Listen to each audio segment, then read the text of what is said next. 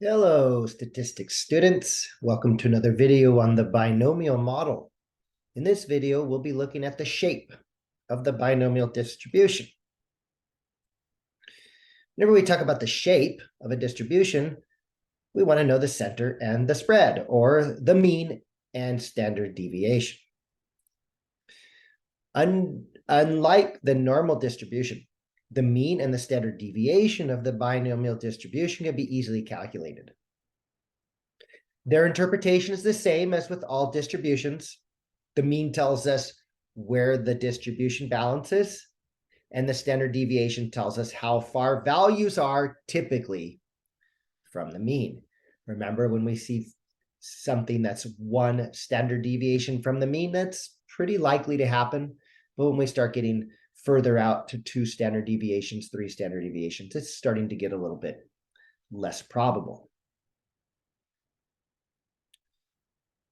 For example, in figure 6.43, the binomial distribution is symmetric because we see p as 0.5.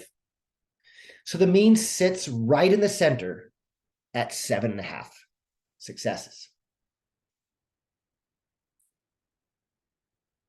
If the distribution is right skewed, the mean will be just to the right of the peak, closer to the right tail, as we saw in the normal distribution as well. And this is shown in figure 6.44. This is a binomial distribution with 15 trials and success probability of 0.3. Remember, a less than 0.5 success rate gives us a right, skewed right distribution. And in this case, the mean sits at the balancing point, 4.5 successes, which is a little bit to the right of the peak. As was stated a bit ago, the formulas for these are a little easier, or I should say a lot easier than for the normal distribution. So the mean number of successes, mu, sometimes called the expected value, of a binomial probability distribution can be found with a simple formula. Mu is equal to n times p, the number of trials, times the probability of success. This should make intuitive sense. When it's broken down this way, pretty obvious. If you toss a coin 100 times, boom, every time you have a 50-50 chance, and you would expect half of the tosses to be heads and half the tosses to be tails, the expected value would be 0.5 times 100, or half of 100, which is 50, or NP is 100 times 0.5. The formula makes a lot of sense broken down that way. The standard deviation formula, not as intuitive, but not that difficult to calculate. The standard deviation, which measures the spread, or where typical values should lie from the mean, is given by first take n times p, and then multiply by 1 minus p, and then take the square root of that result. So for example, in figure 6.44, we have 15 trials, success probability rate of 0.3. So our expected value mu is n times p, or 15 times 0.3, which is 4.5.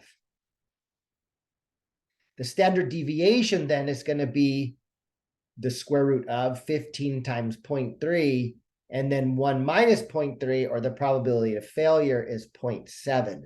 So we'll have the square root of 15 times 0.3 times 0.7, and that value is around 1.775 rounded to 3 decimal places. And so what does this tell us? What's the interpretation here?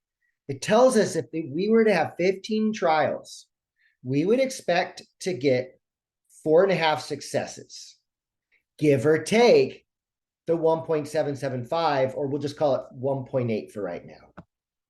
That means that we would not be surprised in 15 trials if we obtained 4.5 minus 1.8, which is 2.7, and then 4.5 plus 1.8 is 6.3 successes. So we'd be not surprised if we got somewhere between 2.7 and 6.3 successes.